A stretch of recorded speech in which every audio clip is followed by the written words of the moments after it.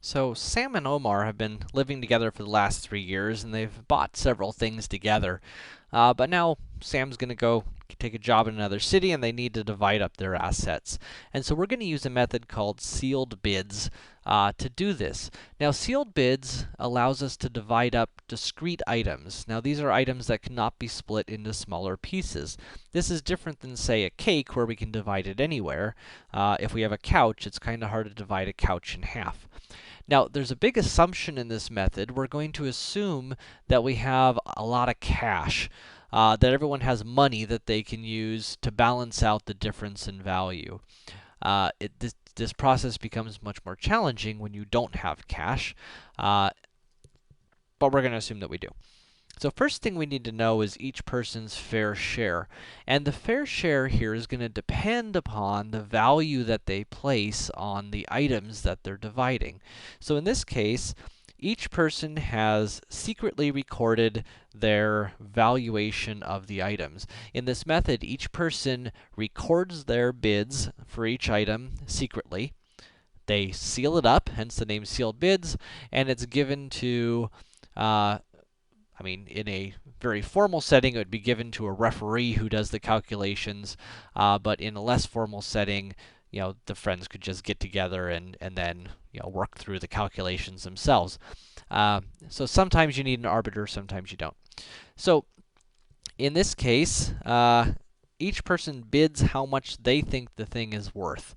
How much they'd be willing to pay for it, really. And so if we add these all up here, Sam's total valuation of these items is 650. They're dividing it in half, so his fair share here is half of that is 325. If we add this up for Omar, Omar's total valuation is 600, which gives a fair share of 300. Now, each item is going to go to whoever bid the most for it. So the couch is going to go to Sam, the TV is going to go to Omar, the video game system is going to go to Sam, and the surround sound system is going to go to Omar. So Sam is going to get the couch and the gaming system, and those are worth to him 150 plus 250 is 400. Now notice that this is worth more than his fair share. He's only entitled to $325. So to balance that out, he's going to have to pay the difference. He's going to have to pay $75. And again, that's the difference between the value of his items and his fair share. Now Omar is getting the TV and the sound system, which he values at 250, and 100 is 350.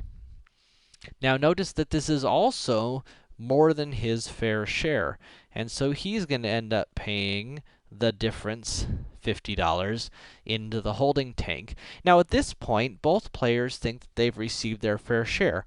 They've received the items that they bid the highest for, and they've paid the difference. But at this point, we've got $125 that both of them have paid into a holding pile.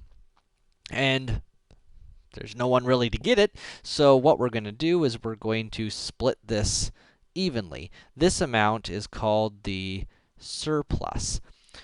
So if we split that evenly, each player is going to get half of that.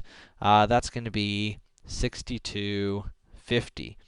So in the end, Sam is going to pay $65, but get $62.50 back, and so Sam's going to end up having to pay $12.50. Meanwhile, Omar paid $50, got $62.50 back from the surplus, and so in the end, Omar's going to get $12.50. Notice that these end up balancing out.